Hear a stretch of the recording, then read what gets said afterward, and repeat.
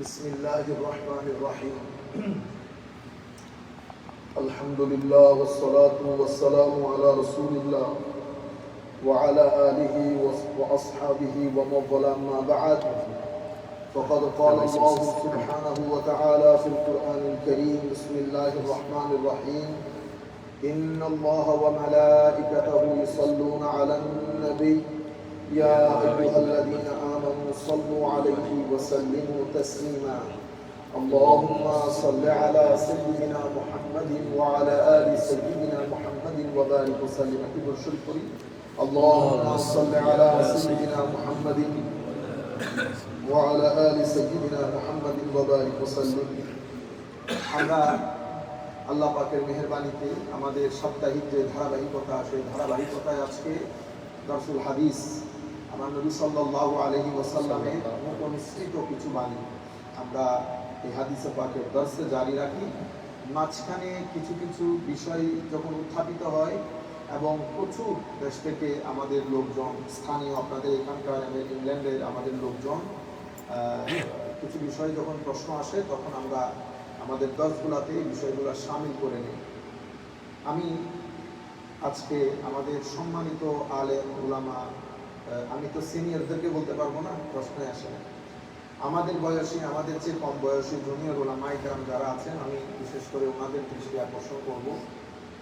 কিছুদিন আগে বাংলাদেশে বেশ কিছু ঘটনা ঘটেছে, তার মধ্যে কিছু ঘটনা লোমহর্ষক এবং বেদনা বিধুর। তার মধ্যে একটা বিষয় আমাদের খুব বেশি নজরে এসেছে, আপনারাও শুনেছেন নিশ্চয়ই। কোনো এক মসজিদের এক ইমাম, উনি কথা প্রসঙ্গে বলেছেন, এক্সাম্পল দিতে গিয়ে আল্লাহকে অফিসার বলেছেন, নবী করিম সাল্লাল্লাহু আলাইহি ওয়াসাল্লামকে পিয়নের সাথে তুলনা দিয়েছেন। নাউজুবিল্লাহ বলেন। আমরা আপনাদের একটা বিষয় ছিল যে আমরা মানে সাথে সাথে কেন কথা বলে ফেললাম না, খুব কঠিনভাবে। আমাদের একটা সিস্টেম আমরা অ্যাপ্লাই করি, একটা নিয়মে চলি। যে কোনো একটা ঘটনা ঘটলে আমরা একটু অবজার্ভ করার চেষ্টা করি, আগ পিছ জানার চেষ্টা করি। আমরা পুরোপুরি ঘটনাটা শুনেছি, ওই যিনি করেছেন তার জবান থেকেও শুনেছি। এর মধ্যে আমাদের কিছু ভাইয়ের প্রতিবাদও আমরা ফেসবুকের মধ্যে দেখেছি বড় বড় জায়গা থেকে, এবং আমাদের আরো একজন তো নিউজ পেপারের মধ্যে সাক্ষাৎকারও দিয়েছেন এই বিষয়ে। বড় আফসোসের বিষয় হচ্ছে, অসম্ভব আফসোসের বিষয় হচ্ছে যে আমরা প্রত্যেকটা বিষয়ের মধ্যে মাঝখানে না এসে দুই পক্ষে, মানে একটা এফরাতের দিকে চলে যায়, একটা তফরিতের দিকে চলে যায়, অর্থাৎ বাড়াবাড়ির দিকে। প্রথম বিষয় হচ্ছে আমরা অনেক কিছু নিয়ে ফ্রাস্ট্রেটেড সোসাইটির মধ্যে, এক। দ্বিতীয় বিষয় হচ্ছে আমরা কোনো কিছুকে এলমি মূল্যায়ন করা বা ওইটাকে প্রপারলি ডিল করা, এই বিষয়গুলো তো আমাদের আসে না। আমরা বিভিন্ন কারণে সোসাইটির মধ্যে এক একজন এক এক মেন্টালিটি নিয়ে বসবাস করি। অন দ্য টপ মরিচ মশলা এগুলো বেশি খায়, সবকিছু নিয়ে আমরা এক্সট্রিম পর্যায়ে চলে যাই। সবকিছু নিয়ে আমাদের সোসাইটির মধ্যে দুইটা মেন্টালিটি আছে। প্রথমে আমরা এটা বুঝি, এবং যারা ফেসবুকের মধ্যে 2-3 লাইনের বা 1 লাইনের আপনারা পোস্ট করেছেন যে কবে আমরা মানুষ হব। কারণ ঘটনা ঘটেছে, ইমাম সাহেব পিয়ন বলেছেন, এবং দীর্ঘদিন ধরে ইমাম সাহেব আমার নবীর মিম্বরে বসে যে কোনো একটা পক্ষকে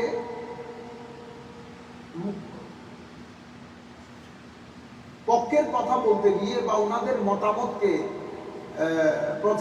প্রসারিত করতে গিয়ে উনি ইতপূর্ব বেশ কিছু মন্তব্য করেছেন। ফাইনালি এই মন্তব্যটা ছিল, এটার উপর ভিত্তি করে মসজিদের মুসল্লিদের মধ্যে একজন, খুব সাদামাটা একজন, এখানে কোপানোর ঘটনা ঘটেছে। এখন এটার মধ্যে পক্ষে বিপক্ষ হয়ে গেছে। আমরা কেউ বলছি গোস্তাখে রাসূল বস মেরে ফেলা দরকার,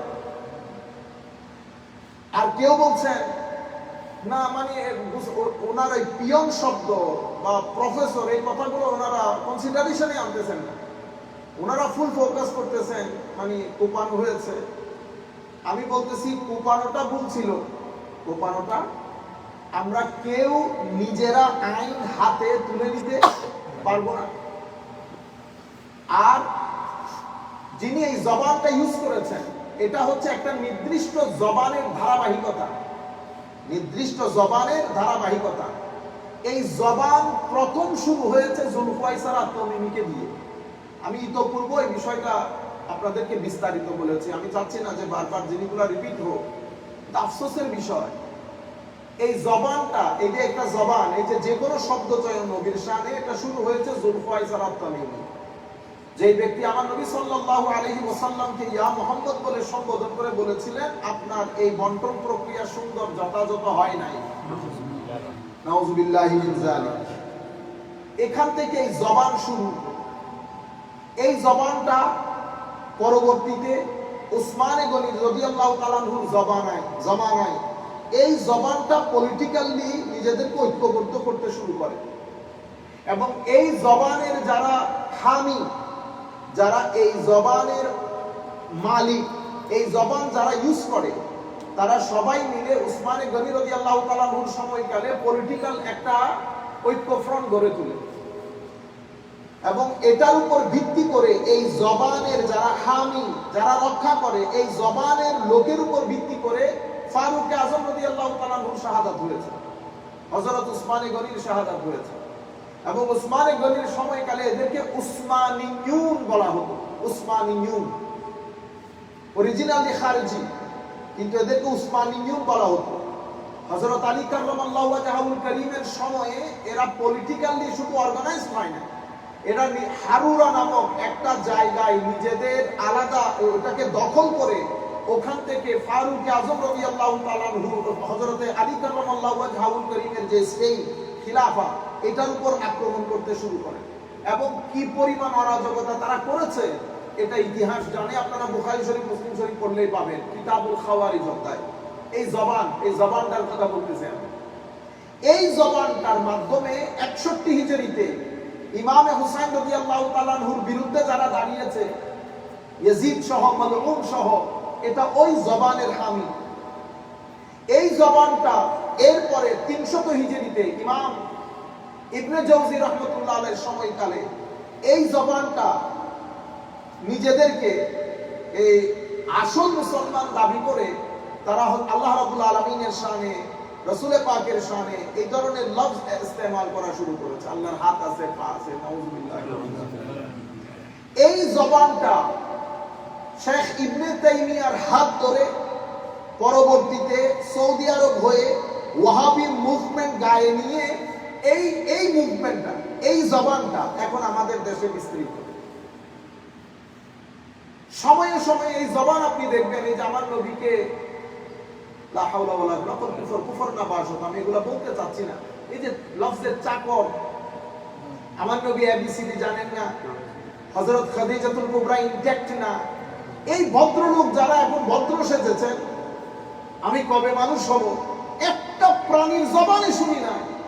আমার নবীর শানে বেটা ইমাম আমার নবীর মিম্বরে দাঁড়িয়ে তুমি পিয়ন বললা কেমনে? তোমার মতো বেয়াদব মিম্বর রাসূলে দাঁড়ানোর কথা না, তুমি মিম্বর রাসূলে দাঁড়ালি কেমনে আমার নবীর? আর সুন্দর সুন্দর এই হাবা কাবা জুব্বা পরে আপনারা যারা সভ্য সেজেছেন, কবে মানুষ হব? এগুলো আমাদের থেকে আমাদের কেসাস করা দরকার। কেসাস যেই হত্যা করেছে বা কুপিয়েছে তার কেসাস হওয়ার আগে শানের সালতে যারা বেয়াদবি করেছে গুস্তাখ, তাদের কেসাস হওয়া দরকার। আপনারা বুঝতে পেরেছেন? কিন্তু আমরা কোন দিক দিয়ে সীমা লঙ্ঘন করব না। আল্লাহ পাকের মেহেরবানি, আপনারা চিনেন আমাদেরকে, আমরা কখনো কোনো জায়গায় এদিকেও সীমা লঙ্ঘন করি না, এদিকেও সীমা লঙ্ঘন করি না। আমি নফসে মাসালাটা আপনাদেরকে বুঝাই। প্রথম কথা, যারা ফতোয়া চেয়েছেন, আমি আপনাদেরকে বিনয়ের সাথে অনুরোধ করব, আমি ফতোয়া দিতে পারবো না, কারণ আমি মুফতি না। আমি যখন বলেছি আমি মুফতি না, তো বাংলাদেশে এখানে যত ওয়াজ কালাম করে ওনারা ফতোয়া দিতে পারবেন না এই বিষয়ে। আমাদের এখানে, আমি প্রথমে একাডেমিক কথাটা বলেছিলাম, আমাদের এখানে মাযহাবে হানাফি বা উলামায়ে কেরামের মধ্যে যে ফকিহ যে তবাকা যারা ফতোয়া দেন, এদের 7টা তবাকা আছে, 7টা তবাকা। ইমাম ইবনে আবিদিন শামী রাদিয়াল্লাহু তাআলা আনহু ওনার রাসমুল মুফতি কিতাবের মধ্যে বিষয়গুলো লিখেছেন এবং এটা উলামায়ে কেরাম সবাই জানেন। তাইলে মানে ফুকাহায়ে কেরামের স্ট্যাটাস 7টা, সিনিয়রিটি জুনিয়রিটির উপর ভিত্তি করে। সবচেয়ে টপ হচ্ছে ওই সমস্ত মুজতাহিদ যাদেরকে বলা হয় মুজতাহিদ ফি শারঈ, শরীয়তের মধ্যে মুজতাহিদ, যেমন 4 মাযহাবের 4 ইমাম। তাই এরা হচ্ছে টপ একেবারে। আচ্ছা, এরপরে হচ্ছে মুজতাহিদ ফিল মাযহাব। মুজতাহিদ ফিল মাযহাব কারা? যেমন আমাদের হানাফি মাযহাবের মধ্যে ইমাম আবু ইউসুফ, ইমাম মুহাম্মদ, ইমাম জুফর, ওনারা হচ্ছেন মুজতাহিদ ফিল মাযহাব, দ্বিতীয় তবকার মুফতি। তৃতীয় তবকার মুফতিকে বলে মুজতাহিদ ফিল মাসাইল। মুজতাহিদ ফিল মাসাইল মানে যে এই সমস্ত ফিকহ ফতোয়ার ক্ষেত্রে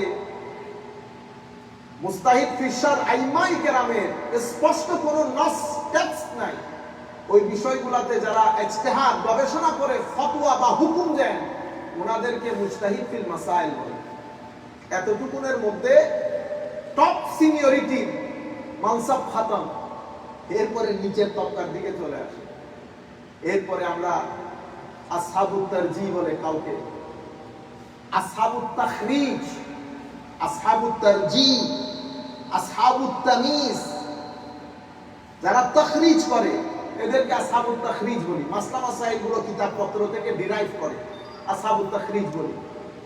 আসহাবুত তারজিহ একই মাসলার মধ্যে কয়েকটা হুকুম, একই মাসআলার মধ্যে, এখানে আমি কোন হুকুমটাকে প্রেফারেন্স দেব, কোন হুকুমটা প্রাধান্য পাবে, এই কাজটা যারা করেন তাদেরকে আমরা আসহাবুত তারজিহ বলি। এরপরে আসহাবুত তামিজ আছে। তাহলে ফুকাহায়ে কেরামের মধ্যে 7টা তবকা আছে, 7টা তবকা।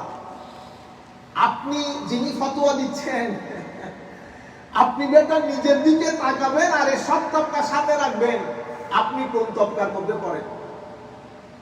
প্রথম 3 তবকা তো প্রশ্নই আসে না, এরপরে তাখরিজ প্রশ্নই আসে না। তারজির ক্ষেত্রে আপনি ভালো করে দেখবেন বেটা, আজকে কিতাবপত্রগুলো নিয়ে বসে দেখবেন, আমরা যার কিতাব পড়ি মাদ্রাসার মধ্যে ইমাম হেদায়ার ইমাম মারগেনানি রাহমাতুল্লাহি আলাইহি ওয়া রাফা'না বিউলুমিহি ফিদ দারাইন আমিন, ইমাম মারগেনানির তবকা কোনটা সেটা একবার চেক করবেন। ইবনু আবিদিন শামী রাদিয়াল্লাহু তাআলা আনহু, উনার তবকা কোনটা সেটা একবার খেয়াল করবেন। এরপরে দুইজনের সাথে আপনাকে মিলাই দেখবেন।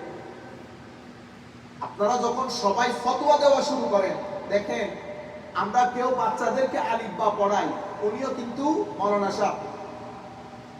আমরা কেউ জুমার মসজিদের খুতবা দেই, উনিও মাওলানা সাহেব। আমরা কেউ মাদ্রাসার মধ্যে আলিম ফাজিল কামিল পর্যন্ত পড়ান, উনিও আল্লামা সাহেব। কেউ ফিকা পড়ান, কেউ হাদিস পড়ান, প্রফেসর।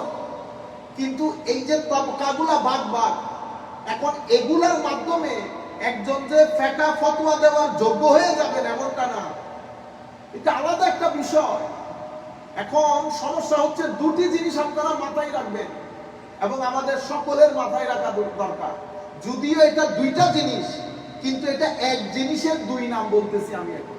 একটা হচ্ছে হুরমতে দ্বীন, আর একটা হচ্ছে হুরমতে রাসূল সাল্লাল্লাহু আলাইহি ওয়াসাল্লাম। তাইলে হুরমতে দ্বীন রক্ষা করা আমার উপর ফরজ, অনুরূপভাবে আমার নবীর হুরমত রক্ষা করা আমার উপর ফরজ। কিন্তু দুইটা এক জিনিস।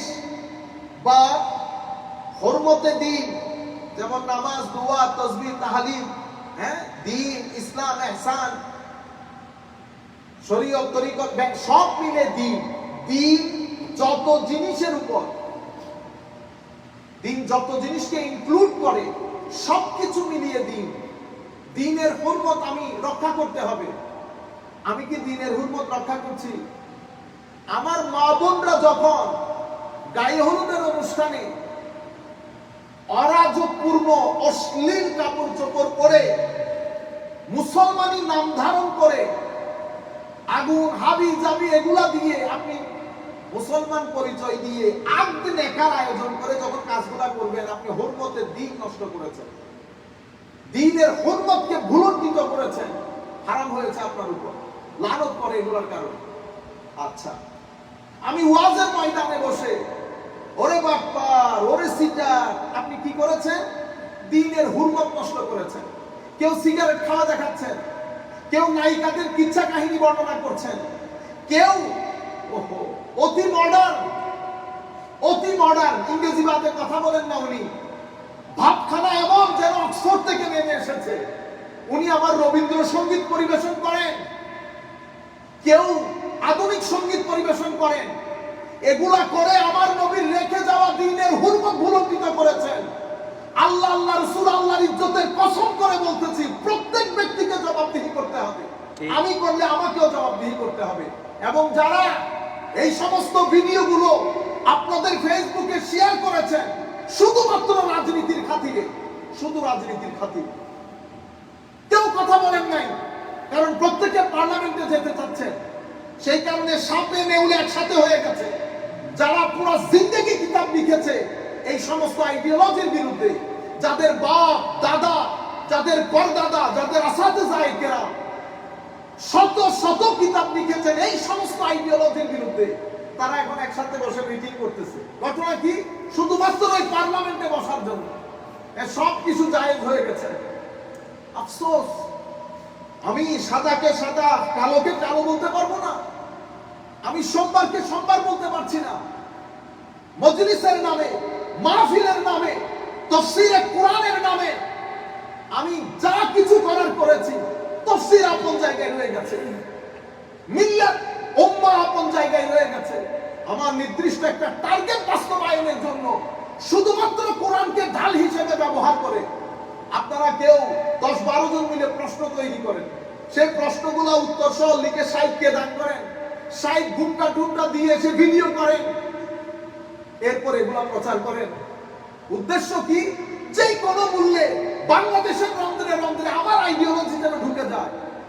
পিয়ন বলার পরে আপনি কোন এপিসোড তো করলেন না, আমার নবীর শানে লফজে পিয়ন যায় কিনা, পিয়ন শব্দটা আমার নবীর শানে যায় কিনা, আসমান কেন ভেঙে পড়ে না তোদের উপর? খারেজিয়া, ওয়াহাবিয়া, গুস্তাখিয়া রাসূলের এক বাজার গরম করেছে এবং আমাদের তরুণ প্রজন্ম এটা শুনে শুনে সয়ে হয়ে গেছে। এখন আর এগুলা গায়ে লাগে না। ডিভোর্স শব্দ আমরা কেউ উচ্চারণ করতাম না, ডিভোর্স, তালাক শব্দ সমাজে উচ্চারিত হইতো না, কিন্তু নাটক সিনেমা করে করে ডিভোর্স ডিভোর্স ডিভোর্স বলে বলে এখন আমাদের লজ্জা শরম চলে গেছে। এখন বাবা পুত্র কথা বলার সময় ডিভোর্স বলতে আর কোনো অসুবিধা হয় না, কারণ আপনি যখন বারবার একটা শব্দ ইউজ করবেন অটোমেটিক্যালি আপনার হায়া চলে যাবে। এতগুলো এলিট ক্লাসের উলামা, এক ব্যক্তি দিনকে খুশি করতাম, আমার নবীর রূহ খুশি হতো, অথচ তাদের কাউকে কোনো কিছু বলা হলে আসমান ভেঙে পড়ে। কিন্তু কেউ বলতেছে এবিসিডি জানে না, কেউ যার যা মন চায় তা কর, কেন বলে নাই? আল্লাহ হাদিসে পাকে আছে, বুখারী শরীফের হাদিস, ইন্না লিল্লাহি ওয়া ইন্না ইলাইহি রাজিউন। ওয়াস্তকরিলের নাম দিয়ে কেউ সিগারেট খাইতেছে, এমনি তাইলে এটা হচ্ছে আমরা হুরমতের দিন নষ্ট করতেছি, হুরমতের দিন নষ্ট করতেছি। একজন আরেকজনকে বেদাতি ফতোয়া, অমুক সমুক, কাফের, মুশরিক, হুরমতের দিন বলণ্ঠিত হচ্ছে।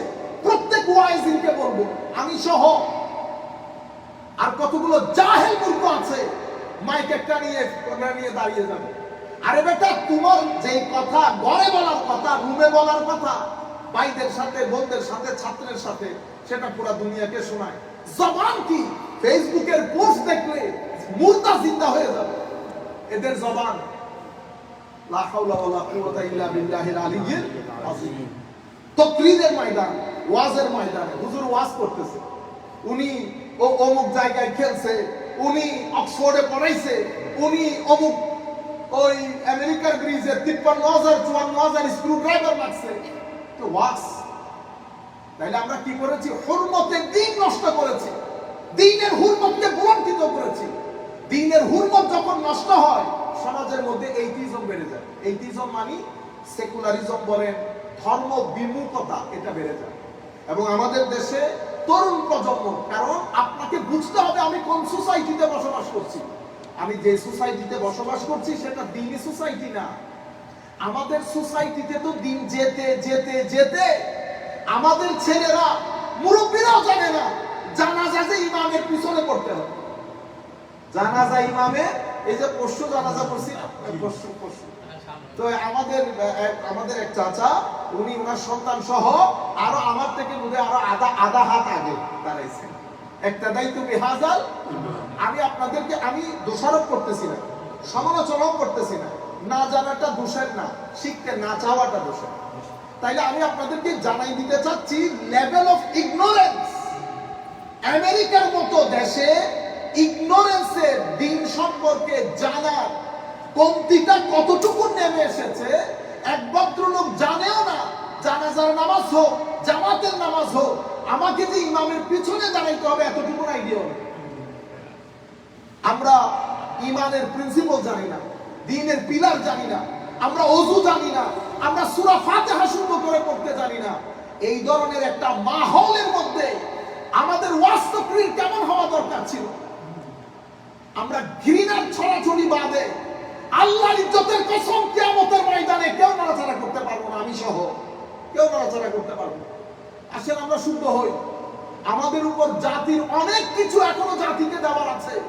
তরুণ প্রজন্মের উলামায়ে কেরামকে বলবো আল্লাহর ওয়াস্তে পড়েন, অতঃপর পড়েন, অতঃপর পড়েন, এরপরে সিজদা দেন, এরপরে বাহিরে আসেন তাকরীরের জন্য। এটা হাসি মজাকের জায়গা না। এক তাকরীর, এক ওয়াজ দিয়ে পুরো রবিউল আউয়াল শেষ, এক ওয়াজ দিয়ে পুরো রবিউল সানি শেষ। একই কথা এক ব্যক্তির পক্ষে 4-5 স্টেজে বলা কিভাবে সম্ভব? একই ওয়াজ, একই ক্যাসেট, 50,000 টাকা যাবো না, 70 ছাড়া যাবো না। প্রত্যেক আর কিছু তো আছে এলি, আবার ফর্ম ফিল আপ করতে হবে। 1 লাখ, 1.5 লাখ, 2 লাখ নেন টাকা। না নিলেও বাঙালির ঝামেলা, না নিলে দিবে না কেউ, না বললেও কেউ দেয় না।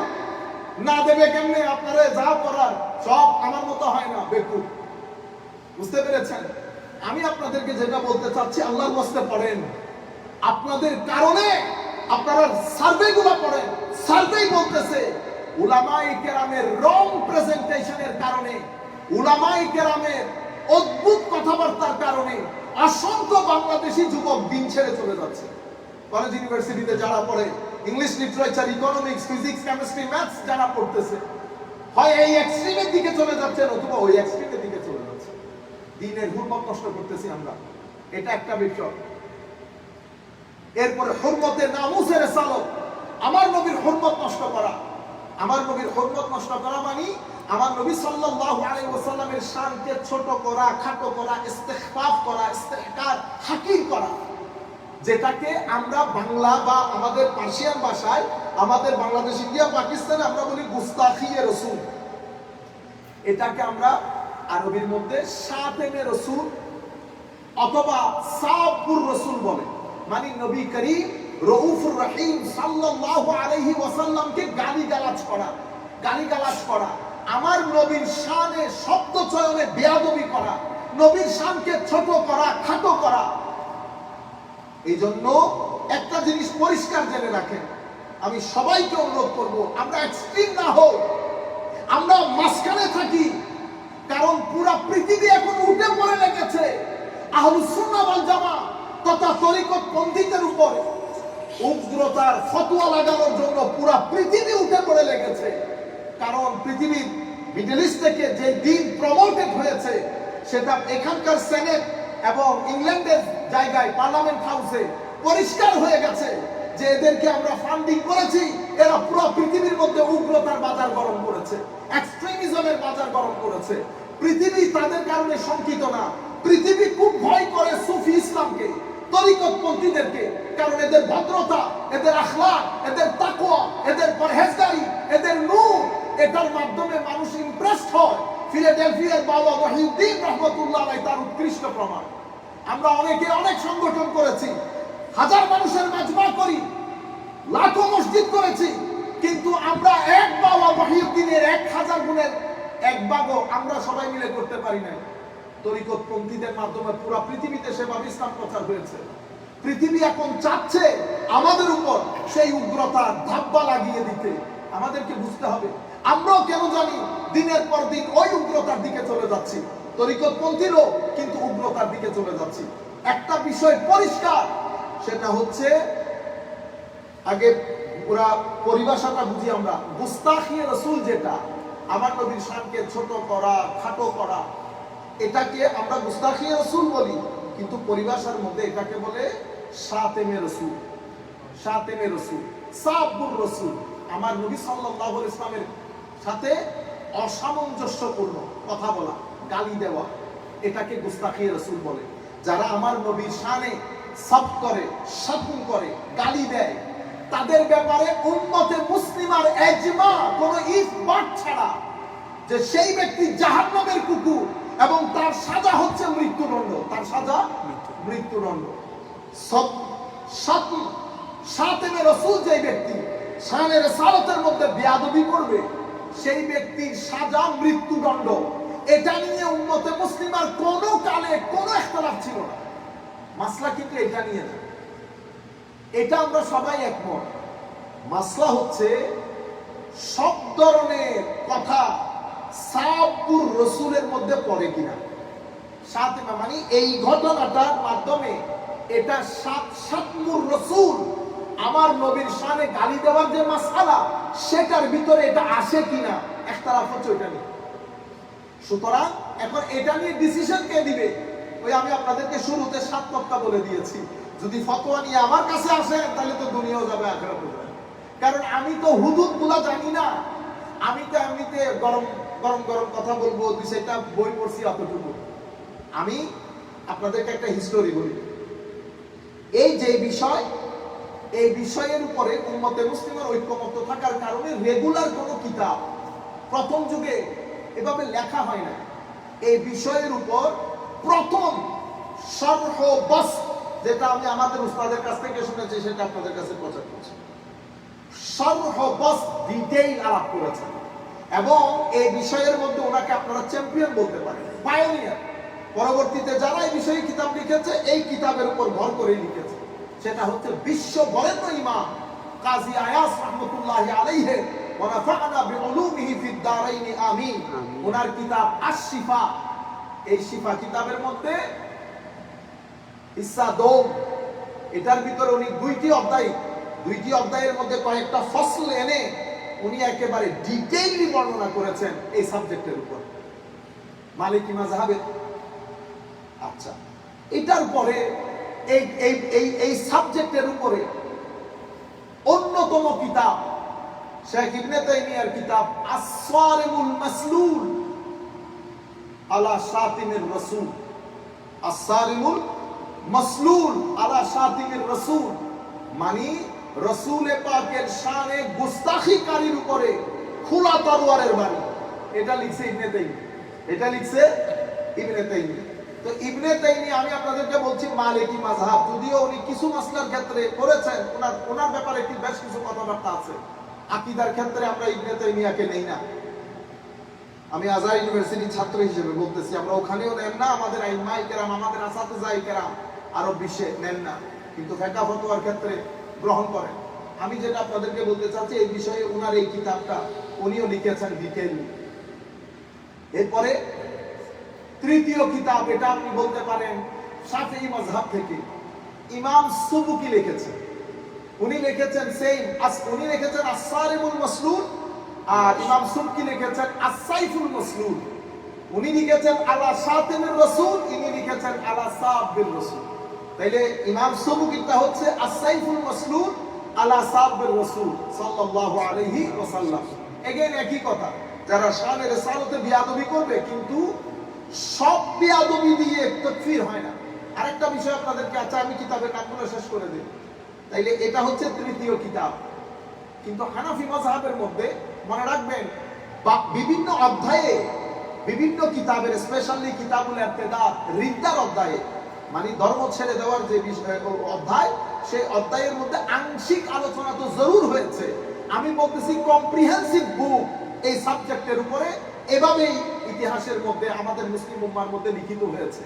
হানাফি মাযহাবের মধ্যে বিভিন্ন চ্যাপ্টারের মধ্যে স্পেশালি কিতাবুর রিদ্দা, কারণ এটার মাধ্যমে যেহেতু ধর্মদ্রোহী হয়ে যায় সেই কারণে সাবজেক্টটা ইরতিদাদের মধ্যে চলে এসেছে। কিন্তু রেগুলার কিতাব রচনা করেছেন যখন ইবনু আবিদিন শামী এই কিছু বছর আগে, 250-300 বছর আগে, উনি এসে দেখলেন এই বিষয়ে হানাফি মাযহাবের মধ্যে কোনো কিতাব নাই। তো উনি এই বিষয়ের উপরে পরিপূর্ণরূপে ওনার একটা রেসাইল আছে, মানে অনেক ছোট ছোট পুস্তিকার সমাহার, এটাকে আমরা মজমুআয়ে রাসায়েলে ইবনে আবিদিন শামী বলি। এই মজমুআয়ে রাসায়েলে ইবনে আবিদিন শামীর 15তম রিসালা, এই 15তম রিসালার মধ্যে উনি লিখেছেন তানবীহুল গুলাব ওয়াল হুকাম, তানবীহুল গুলাব ওয়াল হুকাম আলা আহকামে সাইয়্যিদিল আনাম, আলা আহকামে শাতিমে সাইয়্যিদিল আনাম। এটা হচ্ছে ওনার কিতাবের নাম। অর্থাৎ হুজুর করিম সাল্লাল্লাহু আলাইহি ওয়াসাল্লামের শানে গুস্তাখি বিষয় নিয়ে তানবীহ করা হচ্ছে উলাতুল হুকাম, রাষ্ট্রপ্রধানকে। তাহলে এটা হানাফি মাযহাব, এটা প্রায় আমরা যদি হিসাব করি প্রায় বড় পেজে হলে তো 250-300 হয়। নরমালি আমরা A4 সাইজের কিতাবের প্রায় 400-450 পেজের কিতাব, যদি আমরা এটাকে রিসালা বলছি। তো এই কিতাবটা ছাপা হয়েছে, এটার পক্ষে আবার উনি নসমুল মুফতি, ওই কিতাবের মধ্যে উনি এই কিতাবের হাওলা দিয়েছেন, শারহ বাস্তের সাথে ডিটেইল আলাপ করেছেন। তাইলে এখানে এত কথা কিসের? আপনি তো বলেছেন, হয়তো বলতে পারেন যে গুস্তাখে রাসূলের সাজাতুল মৃত্যুদণ্ড, এটা নিয়ে কোনো ইখতিলাফ নাই, তাইলে এত কিতাব না। এখানে কিছু মাসলা নিয়ে ইখতিলাফ হয়েছে। যেমন মহিলা যদি এই গুস্তাখি করে, প্রথমে কোন কোন লফজ দিয়ে কোন কোন শব্দ আল্লাহ রাসূলের শানে ব্যবহার করলে গুস্তাখি হবে, শব্দ শাতমুর রাসূল হবে, এটা নিয়ে দীর্ঘ আলাপ হয়েছে। আমি আবারও বলছি উলামায়ে কেরামকে ধৈর্য সহকারে, মরিচ কম খাবেন, আমরা মরিচ কম খাই। আমি আগে জিনিসটা বুঝেন, প্রথমে কোন কোন শব্দ ব্যবহার করলে আল্লাহ রাসূলের শানে গালি গলুজ হবে এবং এটার জের ধরে ওই ব্যক্তি শাতেমে রাসূল হিসেবে কনসিডার্ড হবেন, গুস্তাখ হিসেবে কনসিডার্ড হবেন এবং তাকে মৃত্যুদণ্ড দেওয়া হবে। এই শব্দগুলা নিয়ে, শব্দগুলা 2-3 ধরনের, কিছু শব্দ নিয়ে কোনো ইখতিলাফ নাই। এই সব এটা এভাবে বললে মৃত্যুদণ্ড। মৃত্যুদণ্ড কে দিবেন? আমি তো আর মুফতি না, কিন্তু আমি এতটুকু আপনাদেরকে বলতে পারি, এখানে সাধারণ মানুষ এই আইন হাতে তুলতে পারবে না। এটা পরিপূর্ণরূপে রাষ্ট্রের কাছে চলে যাবে। যে কোনো ভাবে আমরা রাষ্ট্রকে ইনভলভ করতে হবে, সেটা প্রটেস্টের মাধ্যমে হোক, সেটা যে কোনো ভাবে হোক, মুভমেন্ট চালানোর মাধ্যমেই হোক। আর রাষ্ট্রকেও কিছুদিনের মাথায় আনতে হবে। এত বাজা গরুর মতো হইলে হবে না। রাষ্ট্র শুধু আমেরিকা ইংল্যান্ড চিন্তা করলে হবে না। আমাদের আসল কাবা হেরেমে পাকের মধ্যে, দিনের কাবা মদিনা শরীফের মধ্যে যদি মুসলমান হয়ে থাকেন, এই বিষয়গুলো আপনাদেরকে চিন্তা করা দরকার। রাষ্ট্রের মধ্যে আইন করে এই জিনিসগুলো বন্ধ করেন যদি সোসাইটির মধ্যে বরকত চান। আর আফসোসের বিষয় হচ্ছে সাধারণ মানুষ ব্যবহার করবে দূরের কথা, এই সমস্ত মৌলবীদের কারণে সমাজের মধ্যে টিকা যাচ্ছে না। এক এক সময় এক এক লফজ শানের সালাতের মধ্যে ইউজ করে, সাহাবায়ে কেরামের শানে, আলে রাসূলের শানে ব্যবহার করে সোসাইটির মধ্যে গরম বাজার তৈরি করে। বাইরে আল্লাহ পাক জানে কে প্রত্যেকে কিভাবে এই বিষয়গুলো হ্যান্ডেল করে। সুতরাং আমরা জিনিসগুলা বুঝি। কিছু শব্দ, প্রথমে তো আমাদের এখানে 4টা বিষয়, একটা হচ্ছে কুফর, একটা হচ্ছে দলাল, পথভ্রষ্টতা, তাকফীর, তাদলীল, তাবদীর, তাফসীক। মানে এই শব্দের ব্যবহারে কুফর হয়। সকল শব্দের ব্যবহারে কুফর হয়, কিছু শব্দের ব্যবহারে কুফর হয়, কিছু শব্দের ব্যবহারে পথভ্রষ্টতা হয়, তাদলীল, গুমরাহ। কিছু শব্দের ব্যবহারে বেদাত হয়, কিছু জিনিসের মাধ্যমে বেদাত হয়, আর কিছু জিনিসের মাধ্যমে ফিস্ক হয়। এখন আমাকে তো বুঝতে হবে ফিস্কের বাউন্ডারি, বেদাতের বাউন্ডারি, দলালতের বাউন্ডারি, কুফরের বাউন্ডারি। এখন আপনি যদি আমার কাছে ফতোয়ার জন্য আসেন, আমি তো কোনো বাউন্ডারি জানি না, আমি সোজা কুফরের কাছে নিয়ে যাই, বিসমিল্লাহ, নো কুফরের ফতোয়া। কুফরের ফতোয়া না দিলে তো বাইরে আলো হয় না। আপনি দেখবেন, যদি আপনারা দেখেন যে হুজুর এখানে বিষয়ে কথা বলেছেন, অমুক বিষয়ে কথা বলেছেন, আমরা কেউ দেখবো না। যদি দেখেন যে হুজুর ওই বিষয়ে গরম হয়ে কুফরের ফতোয়া দিয়েছেন, সবাই দেখে দেখে ঘুমাবে। এই কারণে ভিউ বেশি হয়, ভিউ বেশি হলে পয়সা বেশি। তো এটা আলাদা জিনিস। আমি আপনাদেরকে বলতেছি, আল্লাহর ওয়াস্তে ঠান্ডা মাথায় চিন্তা করেন, আমারে গালি দেন পারলে কোনো অসুবিধা নেই। আমি আপনাদেরকে বলতেছি, সবকিছু দিয়ে তাকফীর হয় না, সবকিছু দিয়ে তাদলীল হয় না।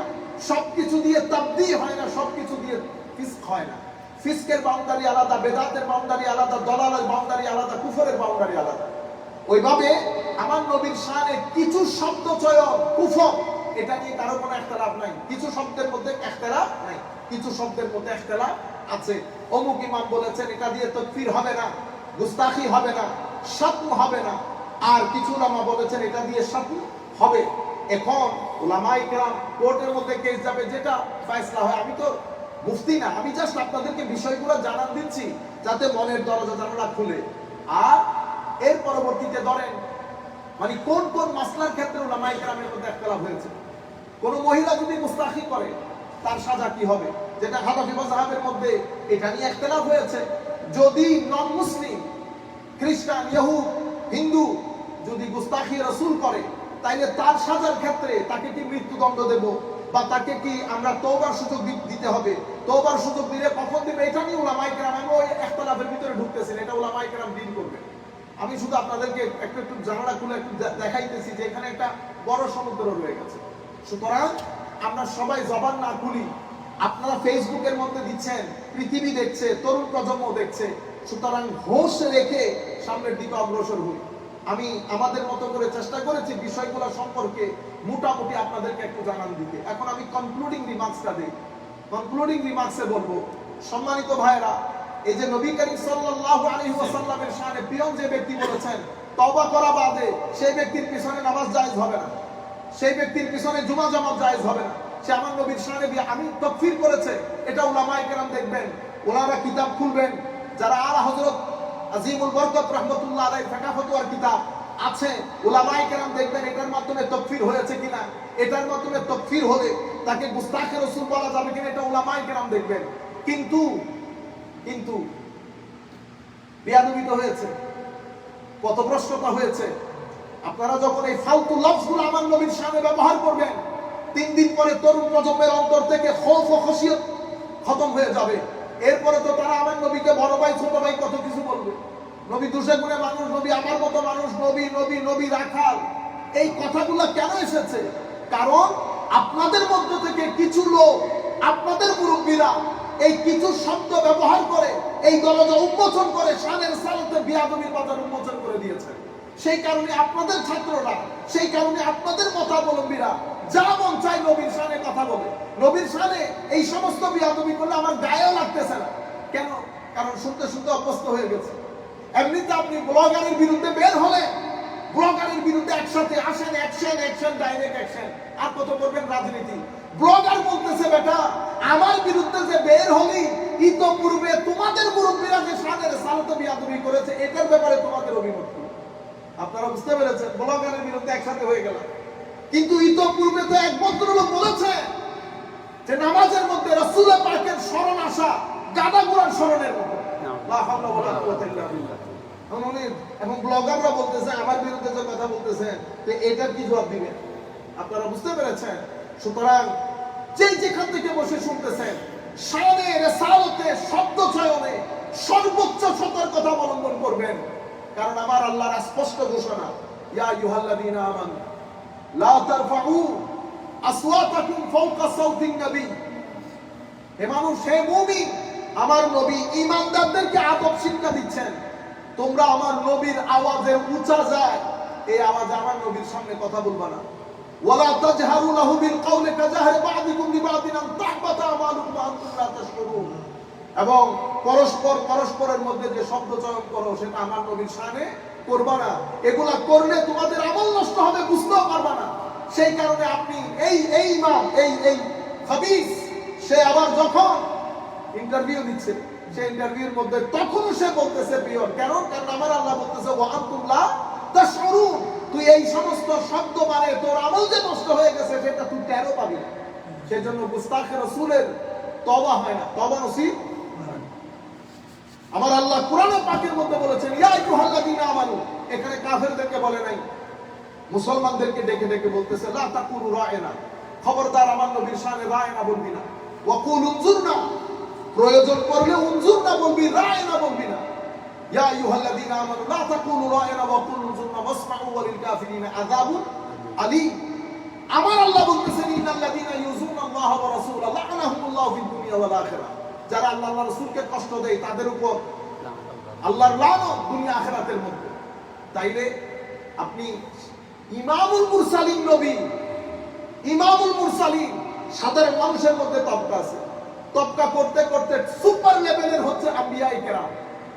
আপনি তাদের হচ্ছে টু স্পেশাল, আপনি তাদের ত্রিসীমানা তো দূরের কথা, তাদের সীমানা কোত্থেকে শুরু হয় সে তো আমরা জানি না।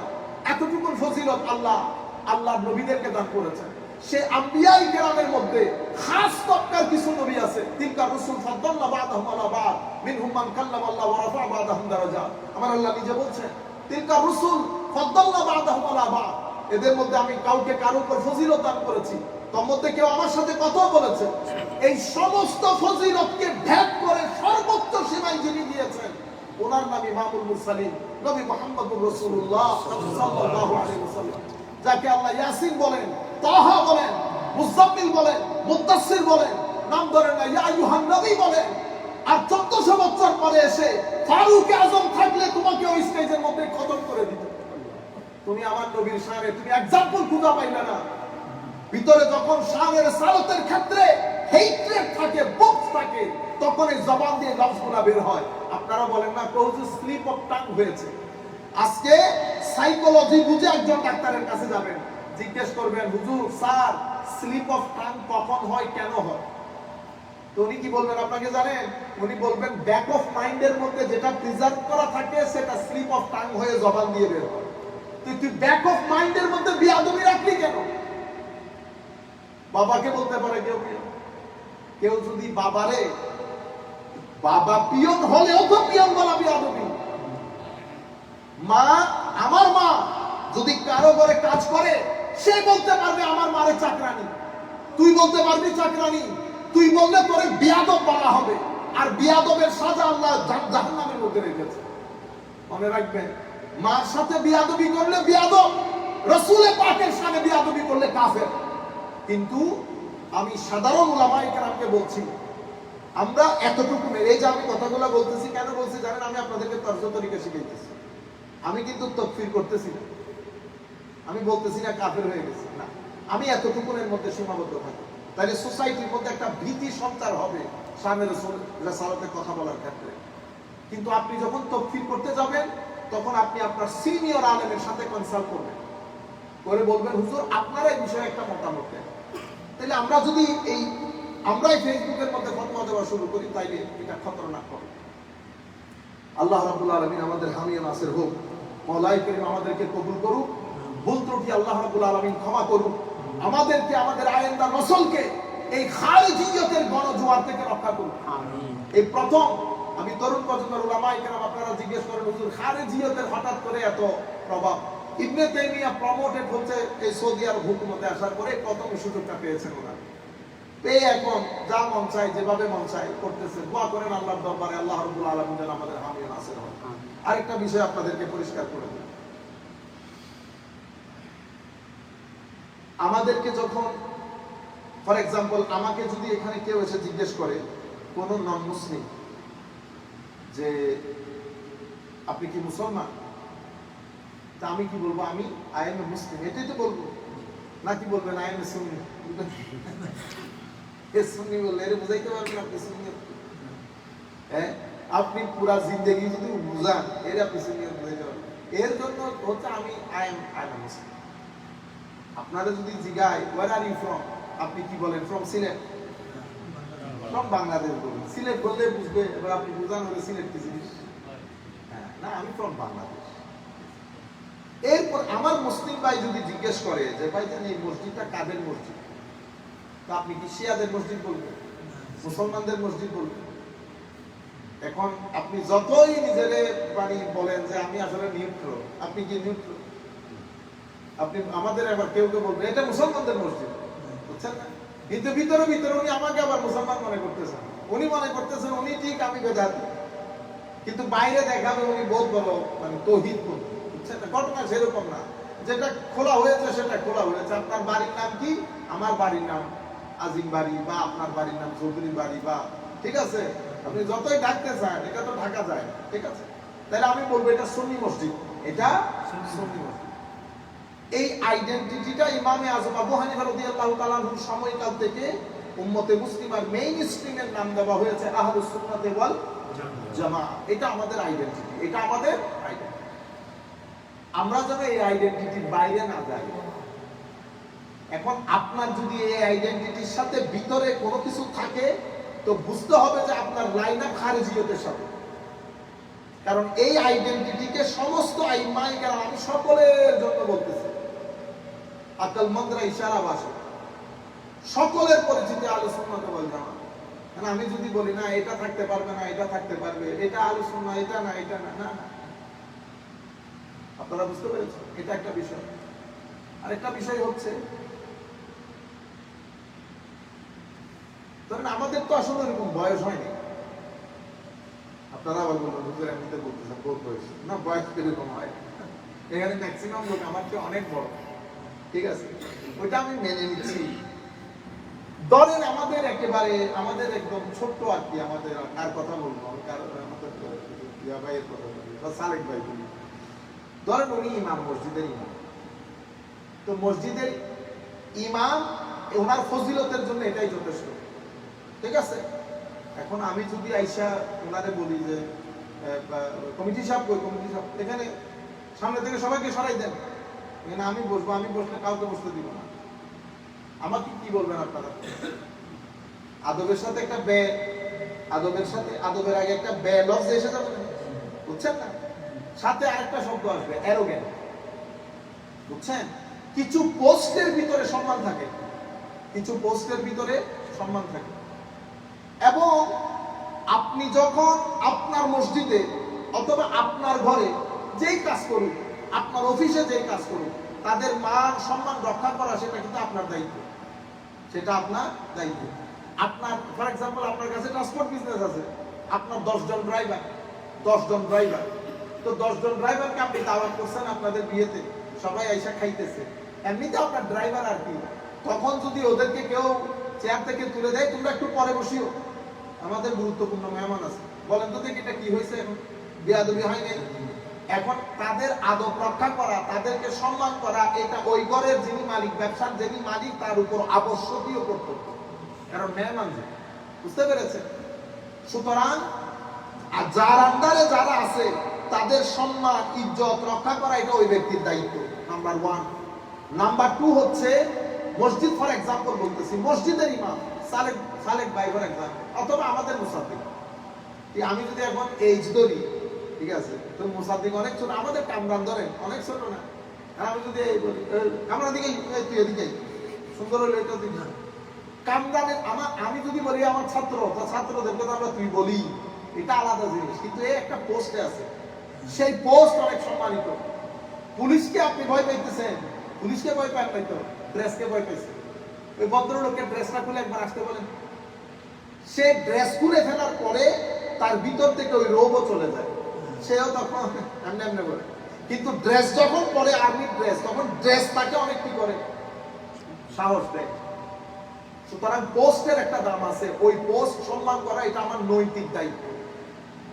এখানে আপনি আমাদের একটা দেখারেন আছে, এটা ইমাম, এটা আমাদের সালেক ভাই খতিব বা অমুক সমুক, যেটা এটা ডাক্তারের। এরপরে যদি আপনি ক্যামব্রিজ থেকে অথবা আমেরিকান প্রেসিডেন্টও এখানে আসে, বুঝতে পেরেছেন, অথবা আমেরিকান প্রেসিডেন্ট আপনার বাসায় আসছে, তো আপনি আপনার বাপরে চেয়ার থেকে তুলে দিবেন, আপনার বাপরে বাবা উঠে উঠে আমেরিকান প্রেসিডেন্ট, না না আমেরিকা না, পুরা পৃথিবীর প্রেসিডেন্ট আসলো, বাবা বাবা, আপনি ব্যক্তি বাদ দিয়ে দেন, বাবা, এটা সম্মানের, এটার চেয়ার এটা আলাদা থাকতে হবে। আপনারা বুঝতে পেরেছেন? প্রত্যেক ব্যক্তি ওই পোস্ট অনুযায়ী একটা সম্মান থাকে, এটা আমাকে মেনটেন করতে হবে। আমাদের এখানে ঘটনা, ফর এক্সাম্পল মাদ্রাসা প্রিন্সিপাল, মাদ্রাসার চেয়ারম্যান সাহেব আসছে, সাথে মাদ্রাসা ইন্সপেক্টর আসছে। চেয়ারম্যান সাহেব প্রথমে ভিড়টা বলতে প্রিন্সিপাল সাহেব উঠেন, প্রিন্সিপাল সাহেব উঠেন, বুঝছেন? প্রিন্সিপাল বসতে পারবো না, ইন্সপেক্টর সাহেব যায়, বিয়াদবি করছে। সুতরাং আমরা প্রোটোকল অনুযায়ী প্রত্যেককে যার যার সম্মানটা দিয়ে দেব, প্রত্যেককে যার যার সম্মান দিয়ে দেব। আমাদের ফর এক্সাম্পল আমি বলি, আমার বয়স কম আর কি, কিন্তু আপনারা তো বলতেছেন ক্ষতি, ঠিক না? তাহলে পোস্ট অনুযায়ী ধরেন এখানে যদি আপনি যাকে নিয়ে আসেন পোস্ট অনুযায়ী, বুঝতে পেরেছেন, মূল জায়গাটা কিন্তু আমার, আমি যাকে পারমিশন দিব সেই এখানে আসতে পারবে, বসতে পারবে। এটা রাজনৈতিক ভাবে হোক, ধর্মীয় ভাবে হোক, যে কোনো পর্যায়ের হোক। আপনি যখন ডেকারেন্টটা নষ্ট করে দিবেন তখন আমাদের মধ্যে ক্যাওসটা তৈরি হয়ে যাবে। আমাদের দলগুলাই, যে আমাদের বিভিন্ন দল আছে না, ভাঙন তৈরি হয় কেন? এটা আমার আখেরি পয়েন্ট। ভাঙন তৈরি হয়, আমরা মানুষ হিসেবে হিংসুটে। হিংসা মানুষকে শুনতে দেয় না। হিংসা মানুষকে কি করে? শুনতে দেয় না। শুনিস না বেটা, তুই শোনো, তুই যদি শুনস, মাইজে যদি দেখে, মাইজে মনে করবে তোর সেল করো, তুই শুনিস না। হিংসা শুনতে দেয় না, অহংকার বলতে দেয় না।